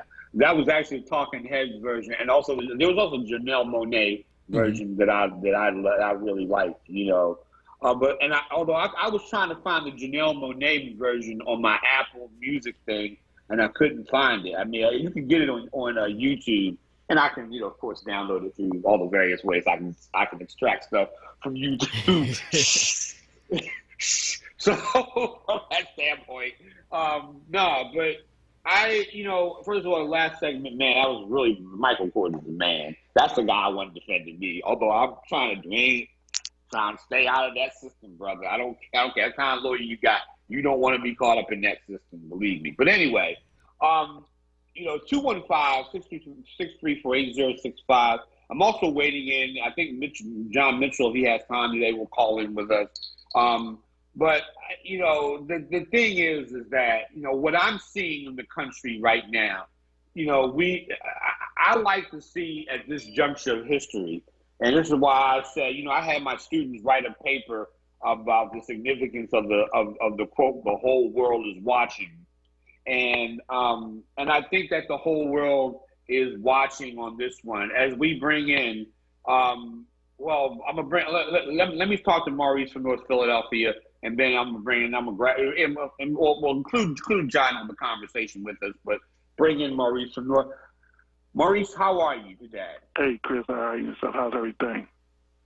Man, I can't call it, man. I'm just trying to live this life, man. Hopefully we can get some things done in this life, like the ending of injustice and stuff like that. But go on. Well, Chris, we have to understand what's going on. If you look at what's going on in Minnesota, Minnesota's state guidelines is a replica of Maryland state guidelines, where you do 2 years, for every 2 years you do, the state take away a year of your time. So it's interesting to see what kind of time he's going to get, because the way this time is done is in his favor, unless something else happening that's aggregated circumstances or the feds coming by. So this kind of time is in his favor as a defendant. The point I want to make, Chris, I was listening to you and Mike Kors speak One of the things I wanted to say is the four major league sports don't advertise to Black America. We advertise by TV. They don't advertise directly to us. It's by TV. Well, we do buy those products though. We disproportionately buy our consumers of a lot of those products in more ways than one. But go on. I'm let me finish your point. Well, what we buy is, Chris, we buy sneakers. That's Nike, not NBA stuff. We buy Nike sneakers. We look at the overall thing. The 45% of casual women buy the things, the paraphernalia, team paraphernalia, and team tickets. That's what keep the ticket sales moving. The NBA has died down from the day of Michael Jordan to LeBron James. The NBA TV viewership went down to 8%. It's down to 8%. And that's still from the casual women. We have understood. Go ahead. No, I was going to say, but we consume other products. You're right. We consume sneakers. Lots of Black people drink beer. Lots of Black people eat Papa John's pizza. Lots of Black people, I mean, we do buy. I go to Buffalo Wild Wings, for example, and I see Black people at Buffalo Wild Wings and places like that. And so we do consume a lot of those things. We buy those jerseys. We buy all those things. And so I will agree with him that you do at some point have to vote your dollars and in other ways. But I also see what you're saying too. I mean, I can kind of see it, on either way. So I would say that you're right about that. But there has to be some other tactic. The way I look at it, there are many tactics. There are many ways in which we can do things. Some of us can protest. Some of us can write essays and poetry. Go ahead. I'm sorry. Can I ask you this, Chris? See, there are other tactics. And the four major league sports are meeting the other tactics. See, what we did is we didn't hire, when we asked for jobs, we asked for jobs for minority. And what they did, they got away with asking jobs just for Black people. So underneath the minority bill, they are meeting the requirements. This is why you see more women, more white women, umpiring, refereeing, in front manager. They just hire an Asian woman to be the first general manager of a baseball team. So they are meeting the minority bill. They meet in a higher minority bill. So we have to be careful as a Black community what we ask for, because we lump everybody together. They benefited more than we do because we don't ask for things just for Black people. And underneath that minority bill, they meet the minority bill. That's why they bring minorities from other countries, particularly Latin America, for baseball. So they are meeting the minority bill and what we call the hiring practices. They just found another way to do it. So we have to go back. Okay. Although they use commercials, and we buy commercial items, as far as Buffalo Wings, that's not directly to the NFL. The commercial is buying time in the NFL, Major League Sports, to sell their product. That goes to their product. Okay. But we talking about the sure enough bottom line of things. We're not at the table with the sure enough bottom line, because what they do is they didn't need us. This is why they use Latin American Blacks, because they are talking about directly the Black dollar. We don't have a development system here, Chris. We don't have an infrastructure for a baseball development system or any kind of system. This is why they invest in other countries as an infrastructure. They don't have to pay the money. System. Right. That's true. So they won't have to pay the money. Maurice, thank you for the call. I definitely, but you hit on some good points there. I mean, baseball is a prime example. Although I think you got reviving baseball in inner cities, the RBI program. They're not as invested as, say, the baseball academies in the Dominican Republic, where they can basically, bring in guys and have the leverage over them, whether or not they want to go back. John Mitchell, you've been hearing all this today. First of all, let's get into the Chauvin verdict. What does that really mean to the Black community, and how do you respond to LeBron James's tirade through it? I mean, he said he put up a tweet talking about accountability. He took it down, and and he admitted that he put that up under anger. Do we have the right to be angry about these things when they happen? Because they happen so much. Well, I think with the good morning, Chris. I think with the Chauvin case, what what else could they rule other than, I mean, we all saw this murder committed by Derek Chauvin. We watched it for 10 minutes, and you can go to YouTube and watch it again if that floats your boat. I think we need to move away from, is this a statement being made? It's justice. It's for what it's worth. I mean, we have to see what he's sentenced to. Honestly, I think he should get life in jail and throw away the case. But the bottom line is, will it prevent this from happening again?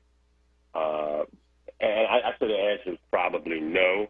It's good. This is one of those moments where it's good, and we can rejoice and we can be celebratory that we won something. That the correct punishment was meted out for the crime. But does it change? You know, there's this conversation now. Does it change the way American policing will take place? And I don't think it will.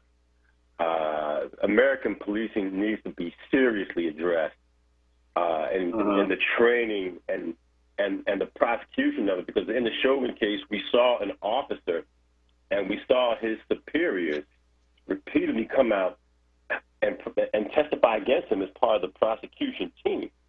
So when you have the police chief who's African American, when you have an African American police chief testifying against one of his own, that just tells you how off the track the system is today. You know, so the problem is inherent. The problem is systemic. I mean, yes, give the Floyd family deserves whatever kind of justice that can be dispensed after what happened to George. Right. But does it? You know, media does America a disservice in saying that this is a new moment and a new day, because it's not. You know, no, it's not. I don't think it is. And just as we've seen in the aftermath, you had the controversial shooting of the sister in Columbus. This morning, you're hearing about the shooting in the back of a black man in North Carolina. Show me this video of white people receiving the same sort of Klan justice that black people, injustice that is acted out on black people. When you can show me that, then I can say, well, we're and that's the sad thing about it. You can't do away with what's happening to black people. So show me in a country where there's many times over more white people, the same sort of injustice happening to white people. Then we'll know, okay, well, maybe there is because you're not solving the problem. So show me the converse of what we see all the time that is deducted from a smaller group of Americans. So, I don't get into, I'm not anywhere close to saying this is a celebratory moment. It is an important moment, but we have been trying to, let's be honest. What we saw Derek Chauvin do to George Floyd would get him elected as the top-ranking member of the Ku Klux Klan in 1868. That's how bad that was, and here we are. Or get him elected to Congress. Right, get elected to Congress, and here we are discussing if this is a moment, and that just tells you all you need to know about that. LeBron. LeBron James. Maybe he shouldn't put up. That situation in Ohio, we talked about it. But at the same time, I'm still frustrated, and I'm not share LeBron James' frustration that it was a close situation. I'm really avoiding the temptation to say it was a bang bang. No, I don't want to say that. But the thing is that I understand LeBron's frustration, even if he didn't know all the facts. But it's just that you get so frustrated. And I wonder, and I know people I wonder if that situation with Ma'Khia Bryant could have been settled if he could have if the officer would have just grabbed the girl. She might have, slightly wounded somebody, but I'd rather see that than the girl dying. It's just me. I don't. Yeah, Yeah. Situations like that, I'd rather. I don't want to stand in judgment of that. Ultimately, I wish both of the young ladies had escaped that situation alive. But what I'm curious about is now is they're saying that the sister who was shot in the chest. Four times. Well, if she was shot in the back, if she was shot from behind, as she had the other young lady up against the car, how did she wind up getting shot in the chest? I don't understand that. That has to be explained to me. And also, they say that police officers are trained to shoot for the torso, and I know that they are. And that police officer didn't have a lot of time. Sometimes we get, because of social media, we get into Monday morning quarterbacking these situations. Police officers don't have that type of time available to them. But I do know that if he had shot her one time in her rear end, it's better than shooting her. It didn't warrant being shot 4 times. If you shoot her one time at that close range, close range, maybe she's alive today. She's not dead. But this all goes back to Black Lives Mattering less. We are in an America where Black lives have never had equal value, where the story of black people is that we were slaves, that we deserve to be redlined because of our skin, that we deserve to go through Jim Crow. All of this because of our color. So you're talking about centuries of this sort of indoctrination. So at that point, how are we viewed any different than our Black lives don't matter? And it's more of a societal thing. I've always said that America needs to go through the same process that South Africa went through, the reconciliation process. America has to go through that. It has to. Yeah. For it even to begin to change. Because if you look at if you look at the reparations bill that they're trying to get passed, that is just to look at. That bill is just to look at whether or not African Americans deserve reparations. Really?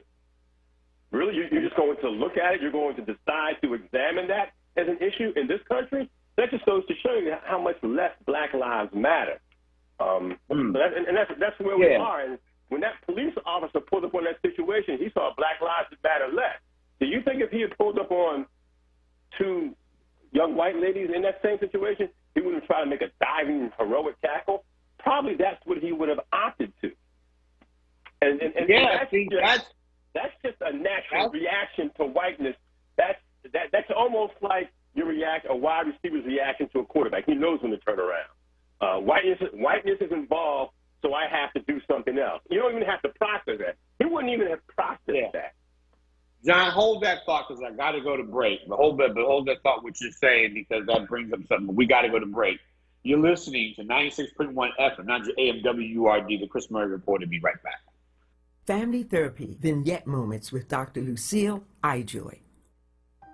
Rapping during this time of the pandemic. Yes, taking a little time for fun. Your refrigerator is busy all day long. You pull the handle and you bump it closed. You pull the handle and bump it closed. Well, here's a rap about that. You go to the refrigerator 20 times a day. You gotta find a way. You gotta find a way to do the pull refrigerator bump. Yes, the pull refrigerator bump. You want to make a sandwich. Bologna's good today. You got to find a way. I said, you got to find a way to do the pull refrigerator bump. The pull refrigerator bump.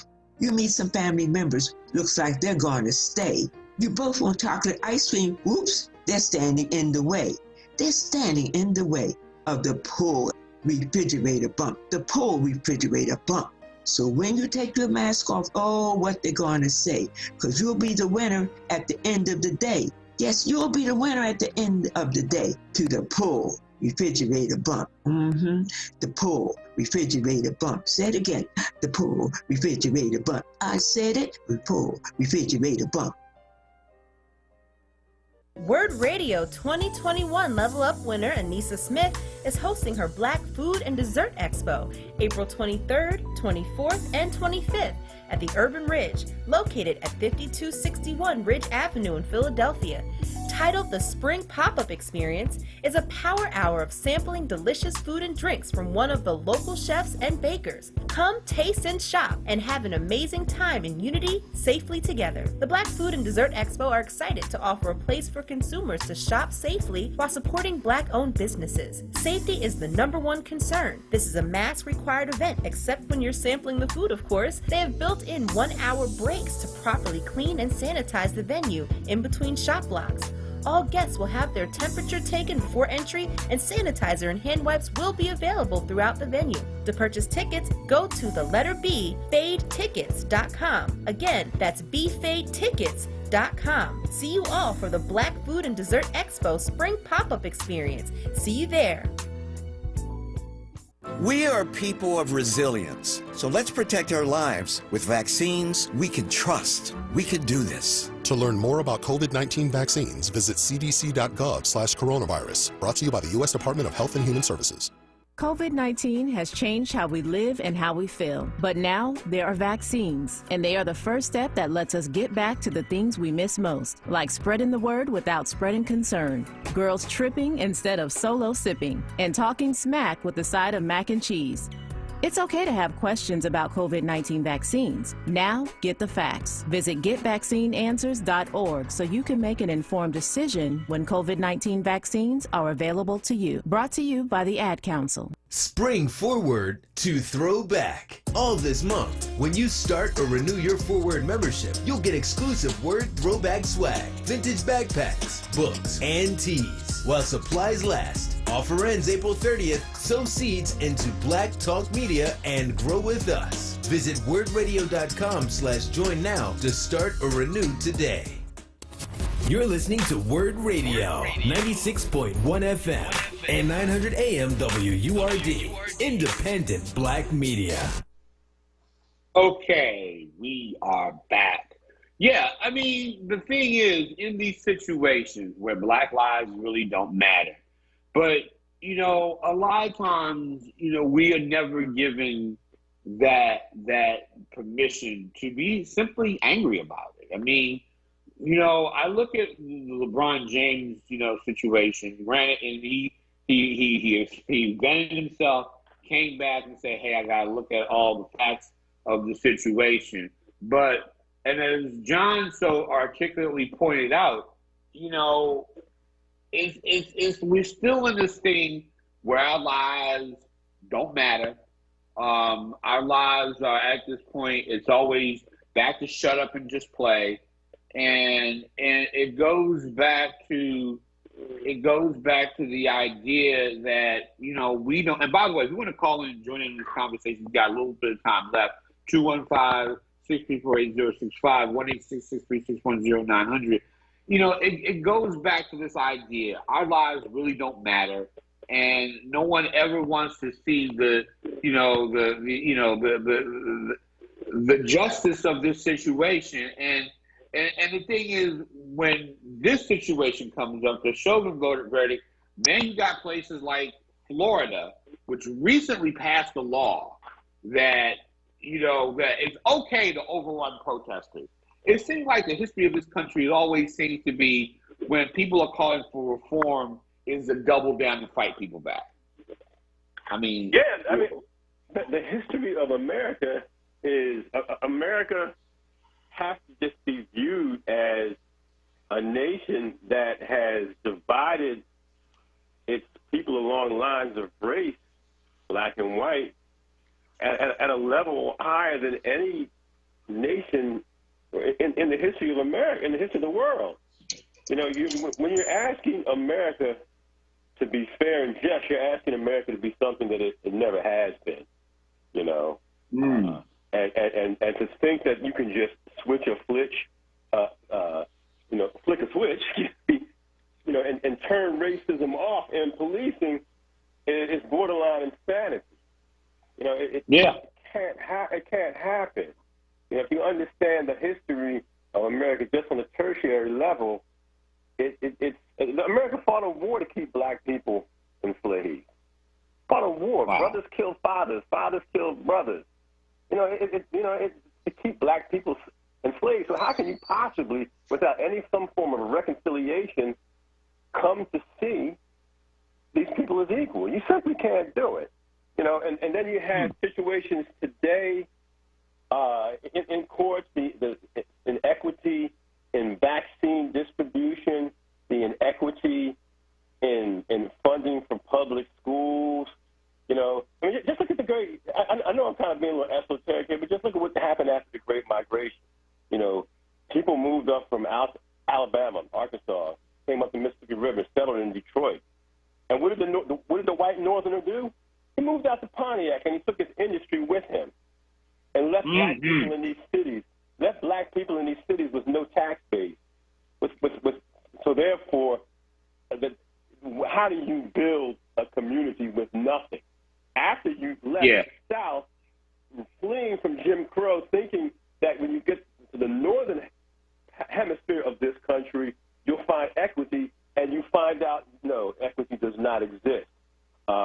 Absolutely. The passage of time by itself does not erase these disparities. So that's where we are in America.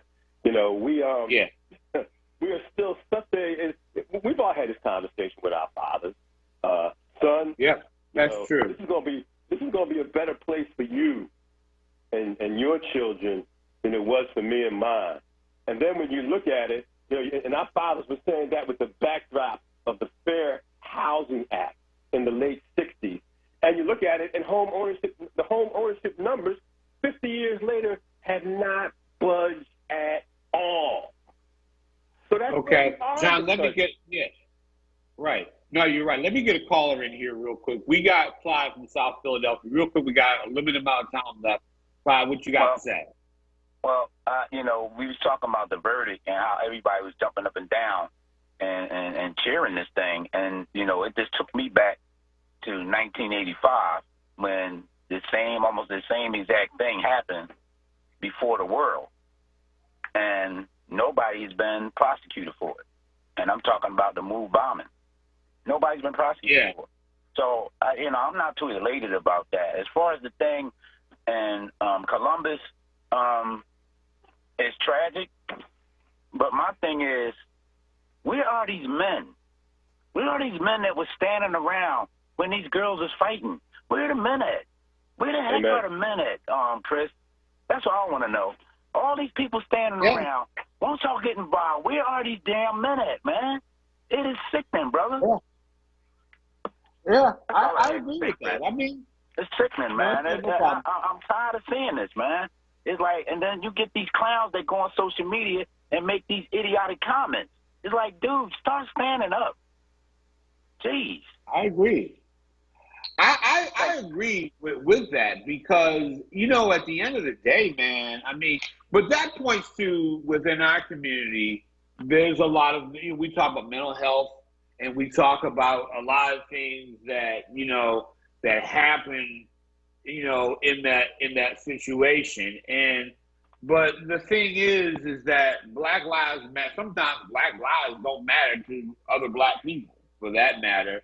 I mean, when I think about things that are happening in our communities, because you know, and like I say again, you know, it speaks to the fact that Maurice from Southwest Philly always calls the show and says, "Chris, we ought to do these things," and I don't blow it off because I think he's right. But there's got to be some kind of you know, outlet, you know, when we deal with it, that we have to approach. And the thing is that I like the fact that the President of the United States is trying to set a moral tone with, you know, with everything that's going down. But, you know, it's this, you know, it's almost disheartening for me to watch the news, because as this police thing is going, you know, the state of Georgia is trying to take votes, so we boycott Georgia and all these other places. And it's just that, you know, at some point, the racism in this country really has to stop. Racism in this country has to be put on trial. It has to be put on trial. Yeah. You know? Yeah, we got the rap. I've been told by my cable producer that it's time. John, as always, you always want you to thank you for being here. And like I say, I wanted to say once again, wish our friend Darrell Bell. He was dealing with some things within his family. We have him in our prayers and what have you. Ladies and gentlemen, we are out of time. We hope you enjoyed the show today. We talk a lot about sports and other things, but we hope you enjoy it. Come join us next week. Call in. Vent your spleen. This is what we're here for. Take it easy. Listen to 96.1 FM, 9 AM WURD. The Chris Murray Report will be back next week at its usual time. Take care.